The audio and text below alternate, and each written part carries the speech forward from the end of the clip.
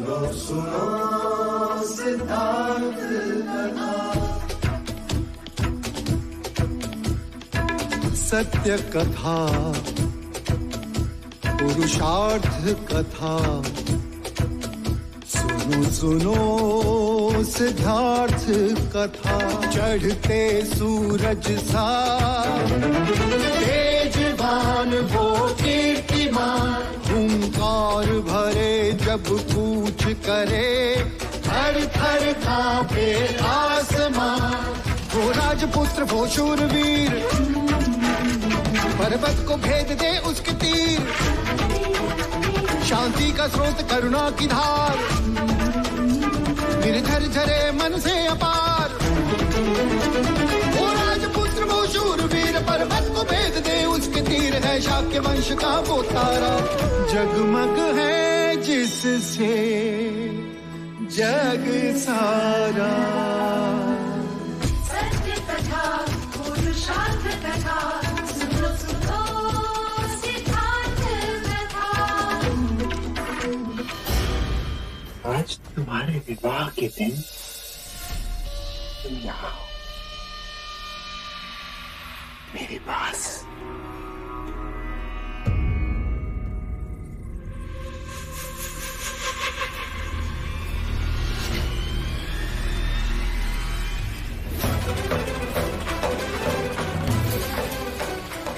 स्मरण है कुमार देवदत्त, उस दिन रंग भवन में मैंने भी बिनती की, हाथ जोड़े गिड़गिड़ाई,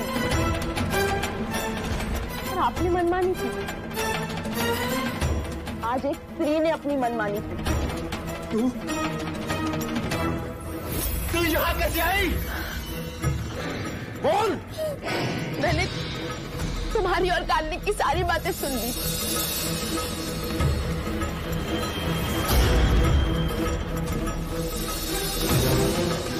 और मैंने ये निर्णय कर लिया, चाहे कुछ भी क्यों ना हो, मैं राजकुमारी यशोधरा की रक्षा करूंगी। अरे राजकुमारी जी, अच्छा अब हमें यही मिल गई। देखिए ना, युवराज कब से चौसर खेल रहे दूसरे कुमारों के साथ। युवराज यहाँ है? पर मुझे तो... मैं तो ये संदेश देने आई थी कि हल्दी लगाने के बाद आपको महल के बाहर जाना मना है। क्या सोच रही हैं आप? कुछ नहीं। अरे राजकुमारी जी, आपके चुनर पे तो मेहंदी लग गई, आपको ये बदलनी होगी। चलिए मेरे साथ। मैं उनके साथ उनके कमरे में गई और उनकी चुनर मैंने ओढ़ ली। कल आपसे तुम्हारे सैनिक मुझे राजकुमारी समझकर यहाँ ले आए। तुझे पता नहीं है, तुझे पता नहीं है तूने क्या किया है? पता है, जिस मनुष्य ने औरतों को सम्मान दिया है, उसने एक छोटा सा काम किया है।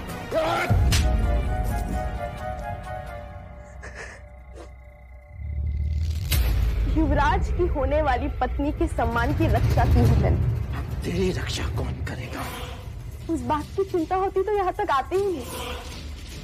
चाहूं तो इसी क्षण तेरे प्राण ले सकता हूँ। प्राण? वो तो उसी दिन खो दिए थे,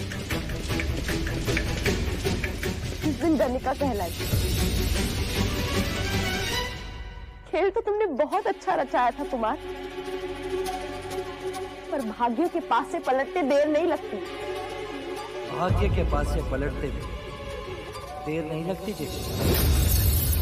तुम यशोधरा को कभी हासिल नहीं कर पाओगे।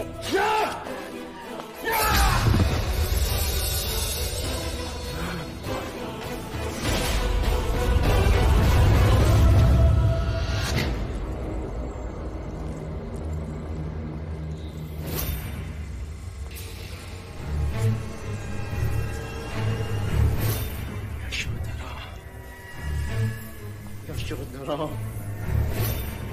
यशोधरा!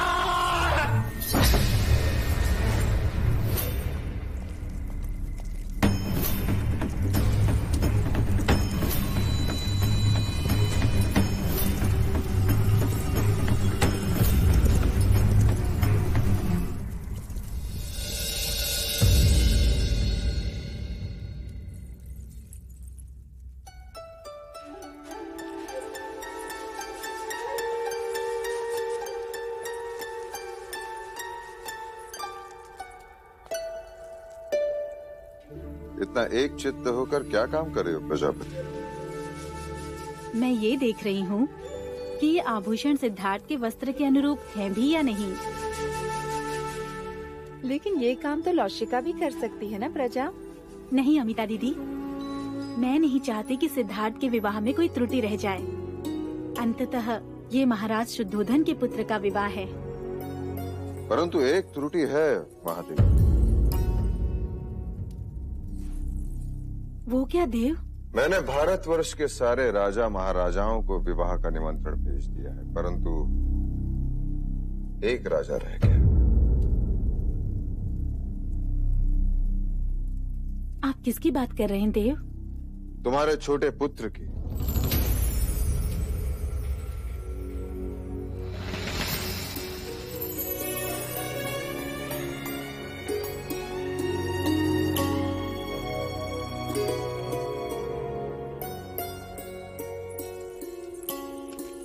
प्रजा, सिद्धार्थ के पालन पोषण में तुम इस तरह डूब गई कि तुम भूल गई कि तुम्हारा भी अपना कोई पुत्र है। किसी ने ताना क्या मार दिया कि सौतेले पुत्र का ध्यान कैसे रखोगी? तो अपने संतान की बलि चढ़ाती।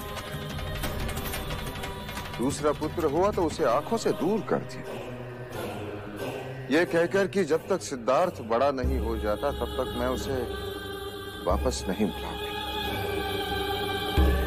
मैंने माया दीदी को वचन दिया था कि मैं सिद्धार्थ का ध्यान लेकिन अब सिद्धार्थ बड़ा हो गया है प्रजा। वो भी बड़ा हो गया होगा। सिद्धार्थ का ध्यान अब गोपा रखेगी और तुम भी अपने पुत्र को बड़ा होते हुए देखना।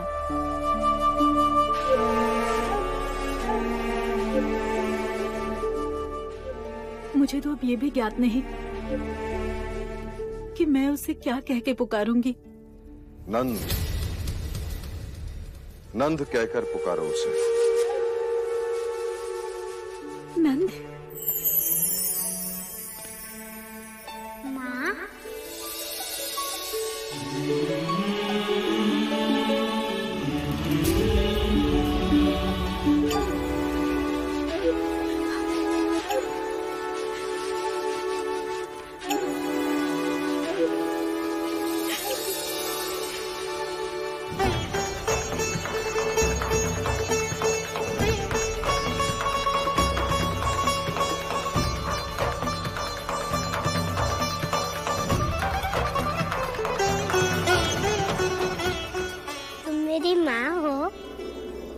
बांसुरी बजाती हो? मुझे सिखाओगी?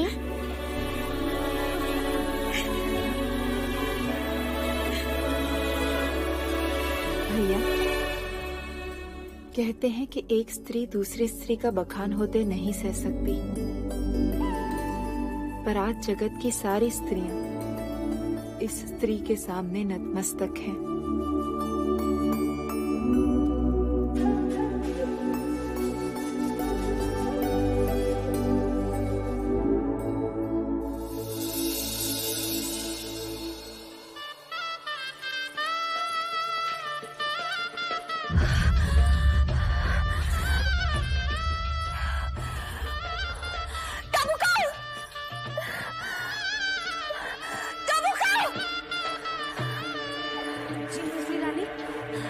झरोका मत कर, संगीत के सुर मेरे कान को डस रहा है।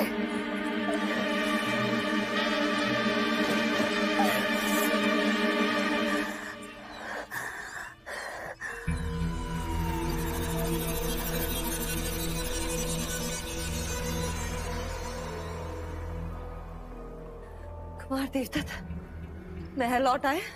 नहीं मजली रानी, रात ही गए हैं, अभी तक नहीं लौटे।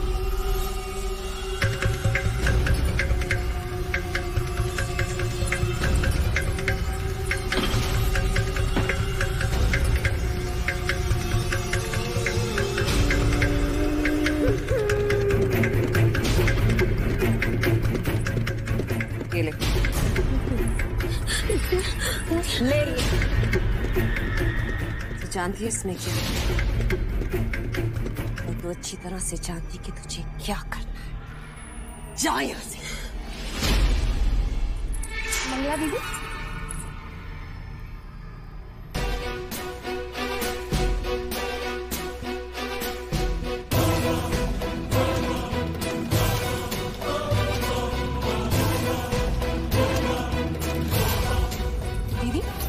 आप अब तक तैयार नहीं हुई? वहाँ महादेवी कब से आपके बारे में पूछ रही हैं। और आपके वस्त्र। कामुका जी, मैं तो कब से कह रही हूँ, परंतु मंजली रानी है कि कुछ सुन। मेरी टिटोली कर रही है। कुमार देवता का विवाह हो रहा है जो मैं श्रृंगार करूं। नहीं जाना मुझे किसी भी विवाह में। जा यहाँ से।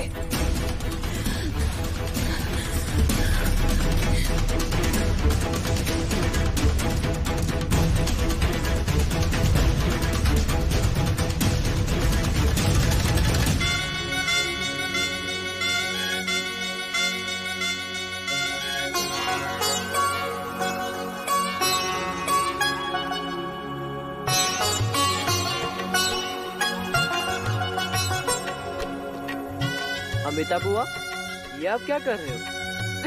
तुम्हारे भैया की नजर उतार रही हूँ छोटे राजा। मेरे जवाई को किसी की नजर ना लगे। अरे बुआ, यशोधरा की तो नजर लगी है, इसलिए तो युवराज आपके जवाई बने।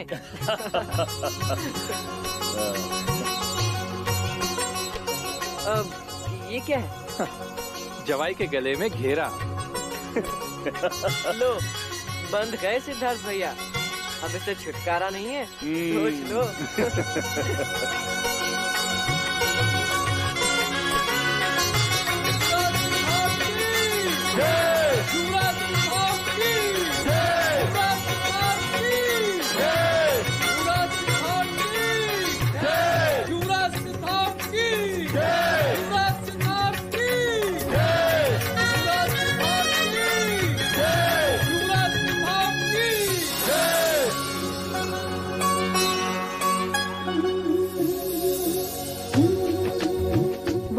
देखो तो कितना गहरा रंग आया है।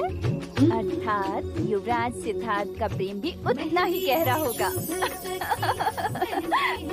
अरे तुम लोग मेहंदी के रंग को छोड़ो, युवराज सिद्धार्थ मंडप में आ चुके हैं। जल्दी करो, युवराज मंडप में आ गए हैं और माँ भी बुलाने आई रही होगी। देखो तो कितनी जल्दी है राजकुमारी जी को मंडप में बैठने की।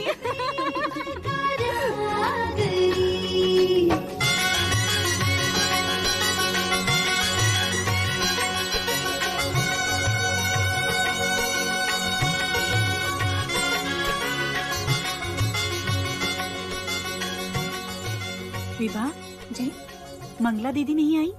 नहीं महादेवी। क्यों? वो विवाह में सम्मिलित नहीं होंगी।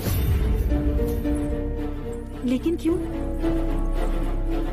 मैंने कहा था ना, मंगला विवाह में कोई विघ्न न उत्पन्न करे तो ही अच्छा।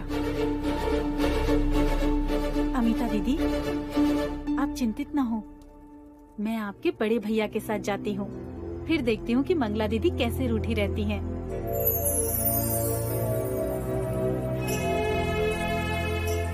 देव,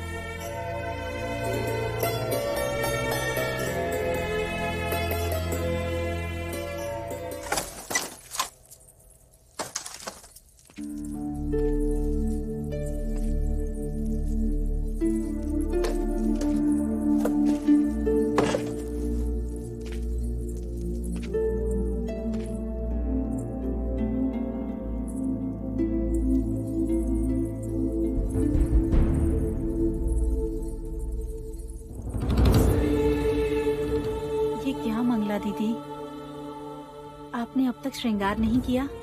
सिद्धार्थ कब से मंडप में पहुंच गया है। चलिए उठिए, देवदत्त भी न जाने कहाँ चला गया। उठिए मंगला दीदी। नहीं महादेवी। क्या हुआ मंगला? मैं पुनः अपनी जग हसाई नहीं करवाना चाहती महाराज। जग हसाई? अर्थात? वर्षों पहले हर्ष में आकर मैंने सबसे कह दिया था कि मेरा ब्याह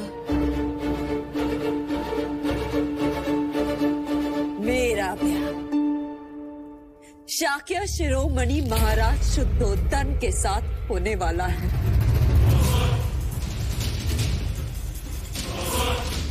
परंतु मेरी जगह साई हुई।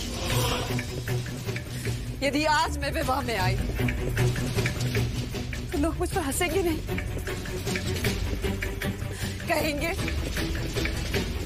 मंगला को तो कोई लाज लज्जा है ही नहीं। बड़ी बड़ी बातें कर रही थी। मेरे पुत्र देवदत्त का विवाह यशोधरा के साथ होगा, परंतु उसका विवाह तो आज सिद्धार्थ के साथ हो रहा है।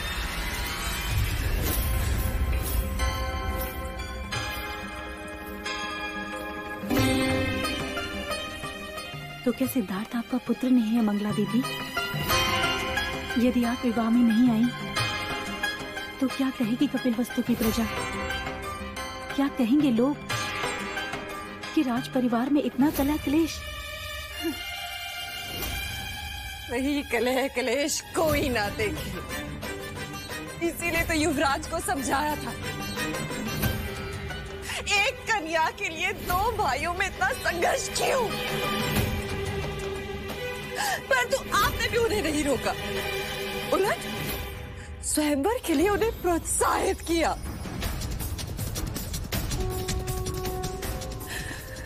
क्योंकि अब मेरे देवदत्त के लिए आपको पहले जैसा स्नेह नहीं रहा। गलत धारणा है तुम्हारी।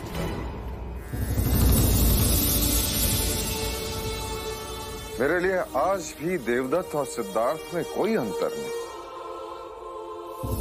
हाँ मंगला दीदी, महाराज के लिए आज भी वो दोनों कपिलवस्तु की दो आंखें हैं। सत्य कहा महादेवी, दो आंखें हैं, परंतु एक दाहिनी और दूसरी बाईं। एक चगुन तो दूसरी अपशगुन। एक शाक्यों के सिंहासन पर बैठेगा और दूसरा वही सिंहासन के सामने नतमस्तक। युवराज को यशोधरा में सिंहासन मिलेगा और मेरे देवदत्त को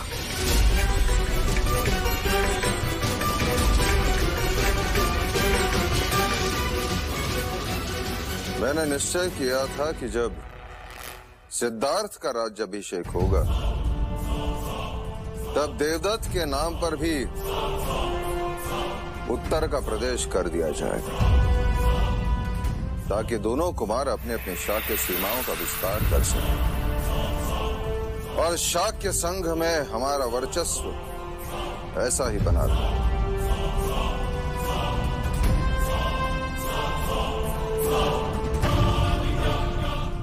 क्या मैं इसे एक वचन समझूं? क्या आपको महाराज के वचन पर संदेह है?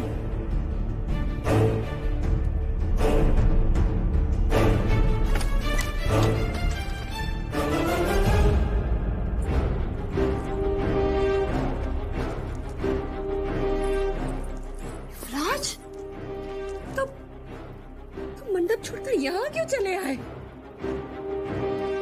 क्योंकि आपसे एक प्रश्न करना था। प्रश्न? क्या नाते केवल रक्त के होते हैं? यदि वो रक्त के ना हो तो संबंध नहीं होते।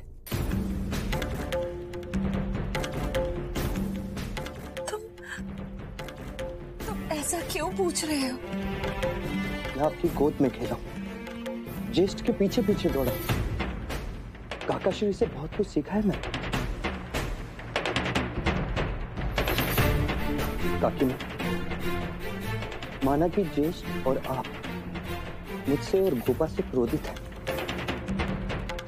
क्योंकि आपके मना करने पर भी मैंने स्वयंवर में भाग लिया।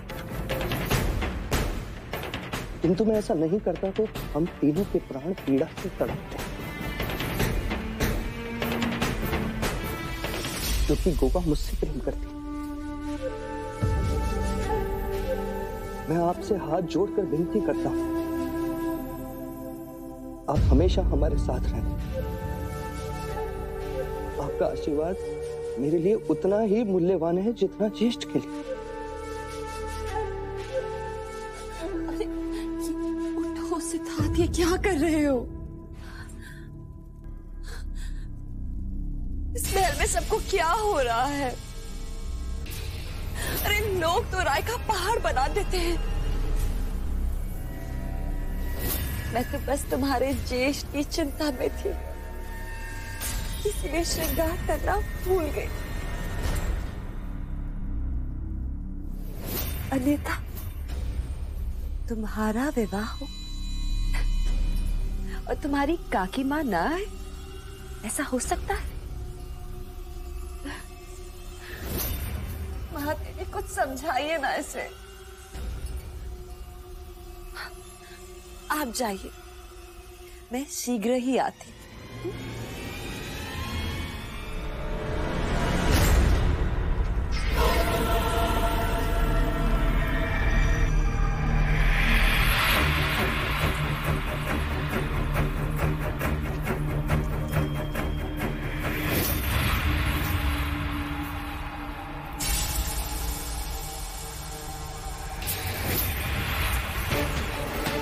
कौशल नरेश महाराज प्रसन्न जीत की। कौशल नरेश महाराज प्रसन्न जीत की। कौशल नरेश महाराज प्रसन्न जीत की। कौशल नरेश महाराज प्रसन्न जीत की। कौशल नरेश महाराज प्रसन्न जीत की। कौशल नरेश महाराज प्रसन्न जीत की।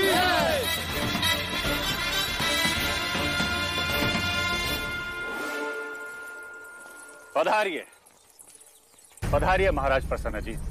शाक्यों के कपिल वस्तु में आपका स्वागत। आपको रथ से उतरते देखा तो एक पल यही लगा कि शत्रु का रथ यहां कैसे। हम तो भूल ही गए कि संधि करके आप अब हमारे मित्र हो।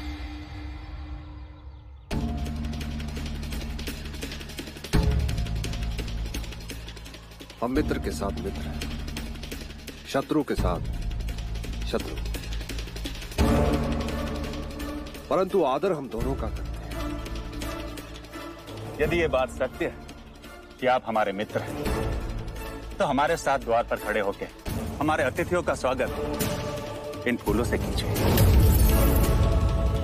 दीजिए। क्या मैंने कुछ अनुचित कहा मित्र? नहीं राजा दुर्योधन, आज मंगल अवसर आपके द्वार पर, कल हमारे द्वार पर हो सकता है। कपिल वस्तु में आपका स्वागत है कौशल नरेश।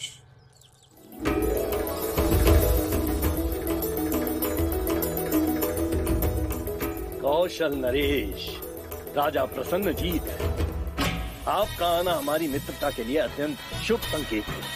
पहले हम मनुष्यता के शुभ संकेत से तो मिलने। कहाँ है युवराज सिद्धार्थ? आइए महाराज, आइए।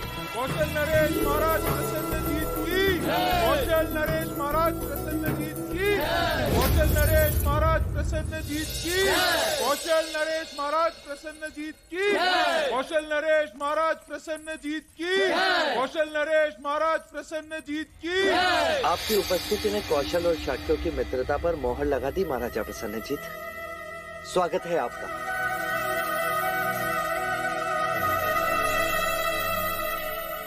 अच्छा हुआ आप शीघ्र आ गए। हमारे ज्येष्ठ देवदत्त अभी तक आए नहीं, तो आपको ही वर के मित्र के कर्तव्य निभाने होंगे। आइए। कौशल नरेश महाराज प्रसन्न जीत की। कौशल नरेश महाराज प्रसन्न जीत की। कौशल नरेश महाराज प्रसन्न जीत की।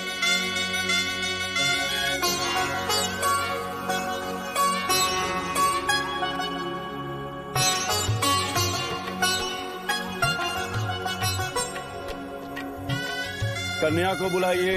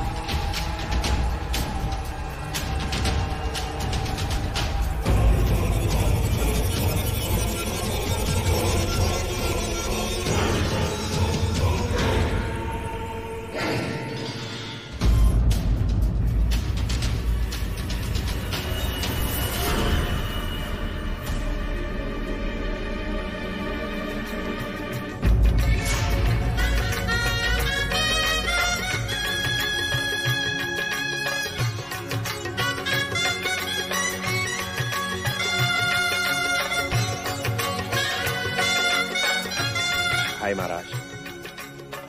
दुष्टांत के राजा आपसे मंत्रणा करना चाहते हैं। मंत्रणा? इस समय? हाँ भाई महाराज, आइए।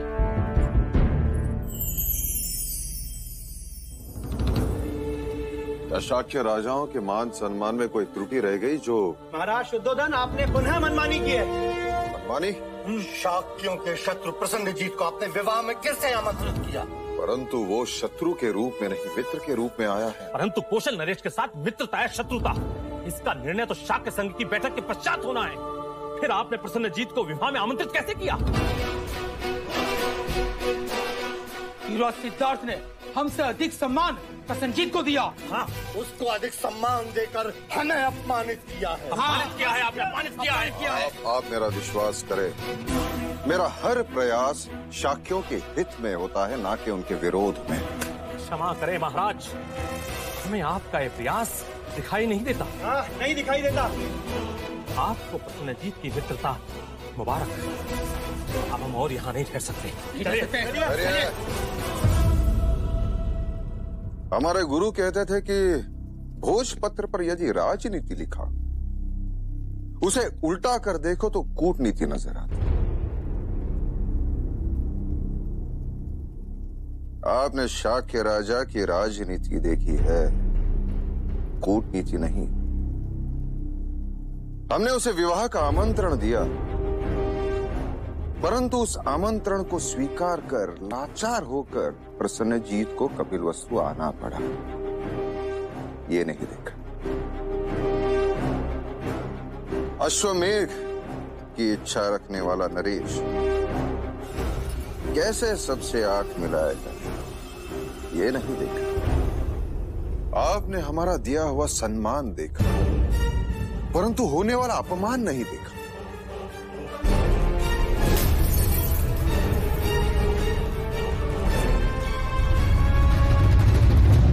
वरमाला पहनाने का समय हो गया है। लशिका,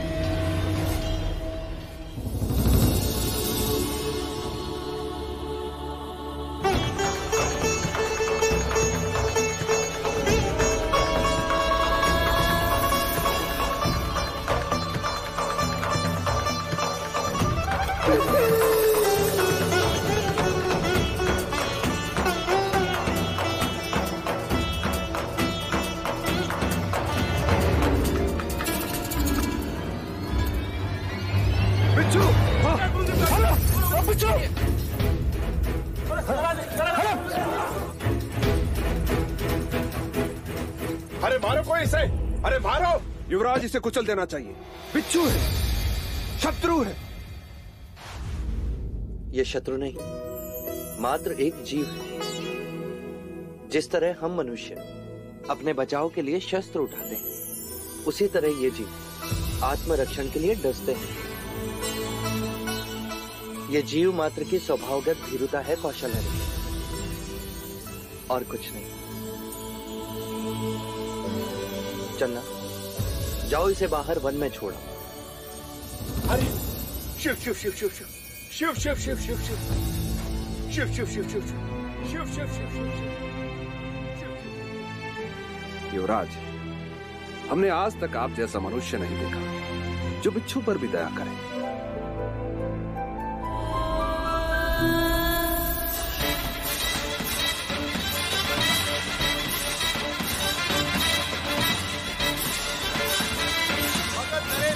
मगध नरेश की जय, मगध नरेश की जय। भाई महाराज, मगध नरेश महाराज बिंबिसार आ चुके हैं।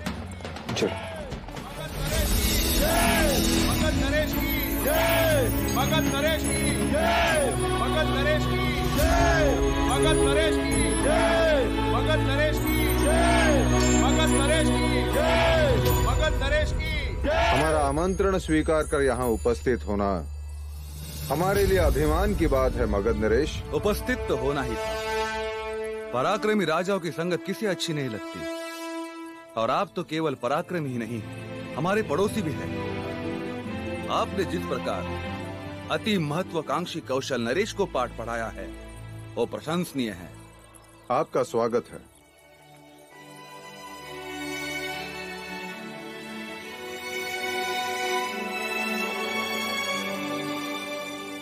महाराज, हमें लगा आपके साथ हमारी बहन वैदेही भी होगी।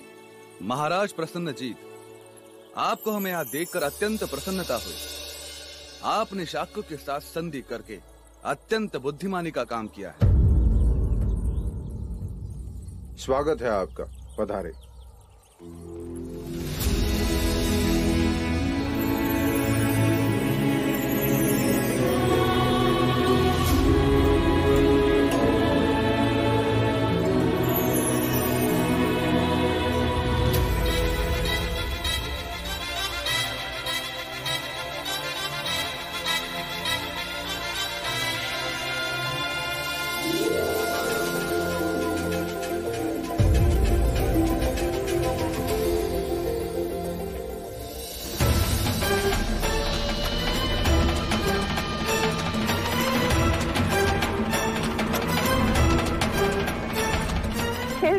बहुत अच्छा रचाया था कुमार।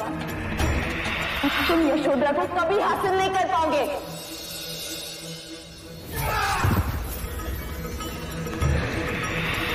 आगे के पास से पलटते देर नहीं लगती जी।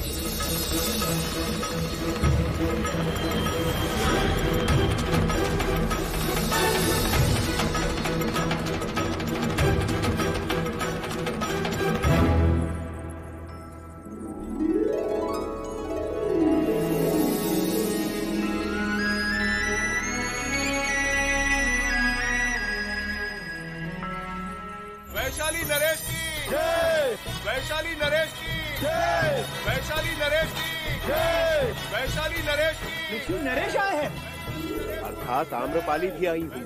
हाँ हाँ, आम्रपाली भी। वैशाली नरेश की जय, वैशाली नरेश की जय, वैशाली नरेश की जय, वैशाली नरेश। स्वागत है लच्छवी नरेश, स्वागत है आप। वैशाली नरेश की जय, वैशाली नरेश की, वैशाली नरेश की, वैशाली नरेश। स्वागत है। वैशाली नरेश की। क्षमा कीजिए, रास्ते में देर हो गई, लेकिन मैं अपने दिए हुए वचन के अनुसार वैशाली की नगर वधू आम्रपाली को साथ लाया। आपने वचन निभाकर हमें सम्मानित किया। ऐसे प्रसंग को एक और नाम देना चाहिए, राजाओं का मिलन उत्सव। लक्ष्मी नरेश, जब से हम यहाँ आए तब से सभी की जीवा पर जैसे आम्रपाली ही नाच रही। क्यों ना हो, संपूर्ण भारतवर्ष में उस जैसी कुशल नृत्यांगना और सौंदर्यवती है कहाँ?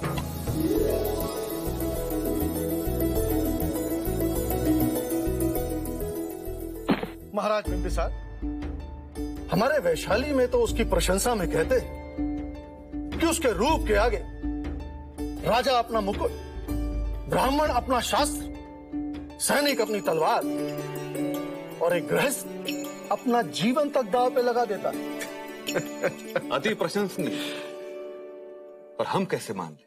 वो आम्रपाली है, वैशाली की नगर वधू। चाहे तो देखकर परख सकते हैं। आपके बखान में अर्थ कम घमंड अधिक है। वो तो है, बड़े बड़े क्षत्रियों का पुरुषत्व वो अपने सौंदर्य के तराजू में तोल लेती है। अब तो अवश्य देखना पड़ेगा किसका पल्ला भारी है।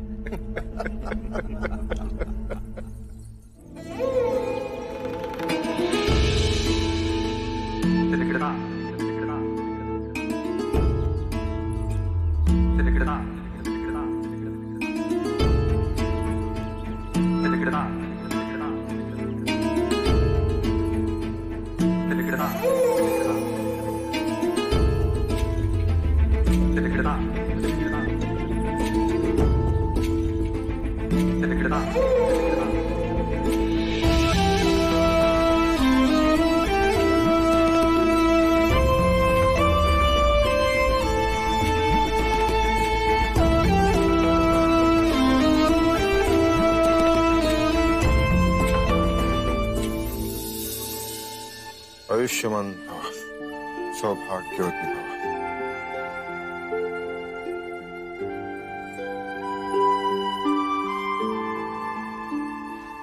सदा सुखी रहो।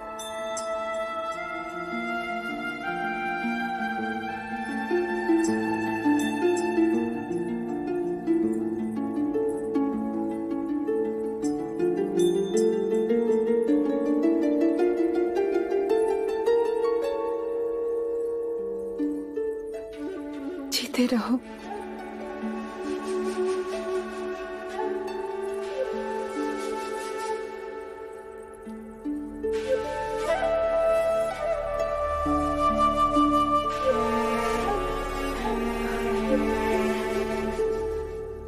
प्रजा, आज से तुम यशोधरा की माँ हो। इससे किसी भी तरह की मर्यादा भंग हो जाए तो क्षमा करना।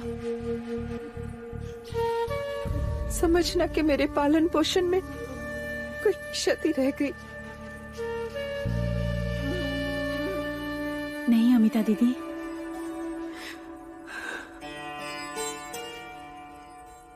महाराज, आज से मेरी यशोधरा आपकी हुई। इच्छा तो बहुत थी कि अपनी पुत्री की विदाई देवता से करता। जी छोटा ना करे राजा धनपानी।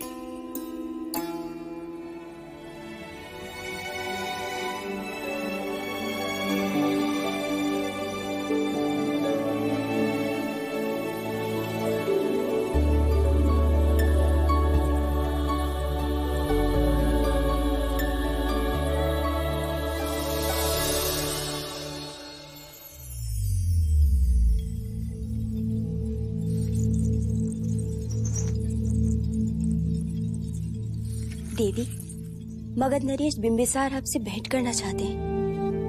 मगध नरेश, आमंत्रित करो उन्हें।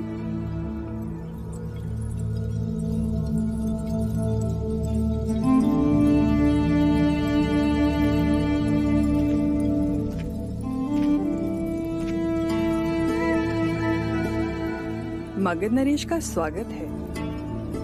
कहिए महाराज, आपका हमसे क्या काम? तुम पहली नगर वधू हो जो मगध नरेश बिंबिसार के स्वागत के लिए खड़ी नहीं हुई। क्या करे महाराज, विवश हूँ। घुंघरू जो बांध रही हूँ अधूरा नहीं छोड़ सकती। कला के भी कुछ नियम हैं। विराजिए। वाह, इतने वर्षों के पश्चात सौंदर्य और चातुर्य का योग एक साथ देखा। मैंने तुम्हारी इतनी प्रशंसा सुनी कि मैं स्वयं को रोक ना सका।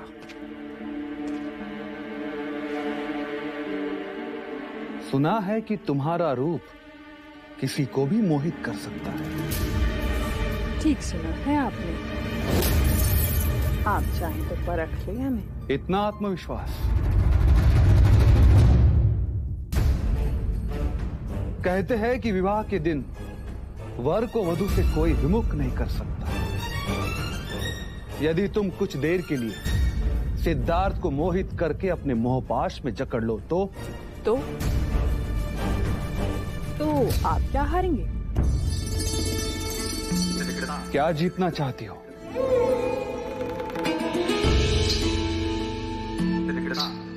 अवसर तो ऐसा है कि चाहूं तो मगध मांग लूं, लेकिन अगर मगध नरेश भी मिल जाए तो भी बहुत है। क्या चाहती हो?